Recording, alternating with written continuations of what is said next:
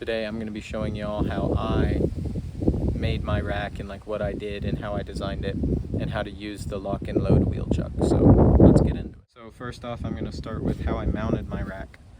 Obviously y'all saw the short I made of the rack when it was kind of done, but basically this is 1.5 inch with some sucker rod, and then this is 2 inch, and I just kind of made this all the same all the way down, and a little recess for my tire, which you don't really need. It's just kind of a cool look, I guess. But here I made these brackets, which basically what this is right here is this, and so I got one of those like C-shaped deals, and I fished it through and up, and then that's what clamps it down there and there. I had to put that one in the inside because of where the hole is out on my rail. Same with right here. So those are sturdy, and they have the side support too. It's not just a flat bar. And then I don't have one on that side because it would run into that orange right there. Okay, so today I'm going to be showing y'all how to, I guess, unload this. I didn't get the video of me loading it because I don't have a proper ramp, and it was way too difficult. I had to rig up like a board to roll it on, and I didn't want to do all that. So you have your strap from Lock and Load, and when you're loading this, you put it towards the back by these shock covers, because if you put it up here, it's going to push back and push the wheel backwards, and you want to push that wheel forward into this bar that's right here. So you let go of this strap, and it has these little clips that go into the base plate like that. Maybe it's focused, I don't really know. And they clip in there. And I put straps right here and pulled them forward with and hooked them to my bed rail, so it pulls it into that piece right there. And I just hooked them on a bar. All bikes are different, so you just have to find a spot.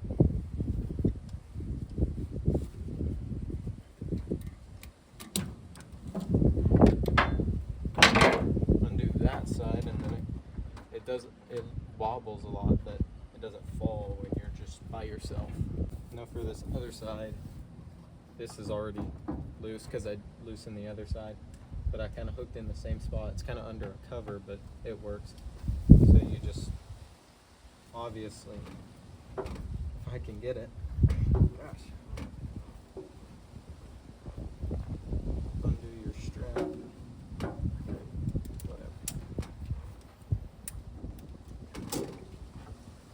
I can't get that undone right now. So you undo it, and I have, most trucks have these little holes, and there's 2 holes in them I can clip to. But then, now your bike is somewhat freestanding. I mean, it is freestanding, but you don't want to leave it like this. And you can back it out. I'm not going to show that because it's hard to do with my ramp setup. It's just a 4x4 that I glide it down really sketchily, if that's a word, whatever. But whenever you're driving it in, your front wheel, here, let me show you.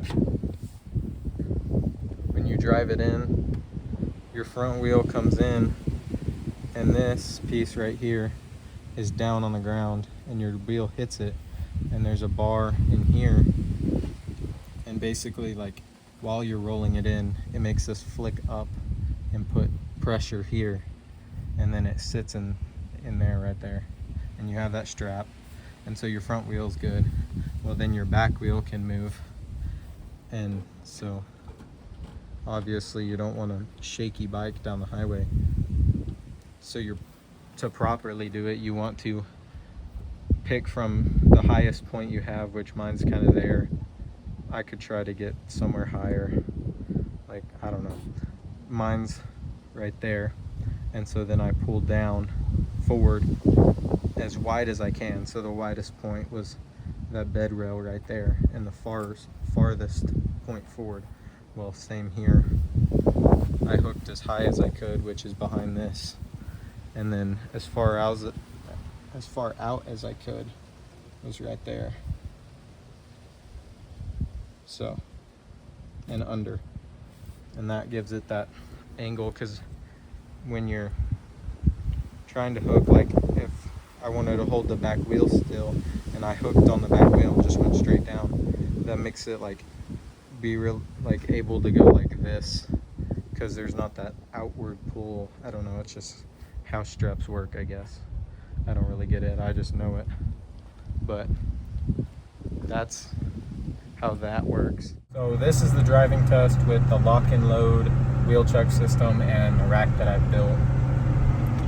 So far, chilling. I've hit a couple railroad tracks and bumps, and like, you can't really tell in camera, but that sucker doesn't move. I'm pretty golden. Got a shift. Ugh. In the old first gen today. But see if I can't try to video it while I drive.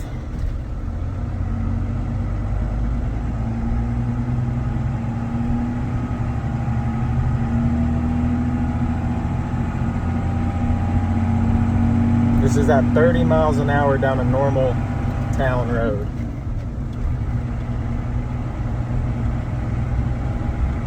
Just normal bumps and average street.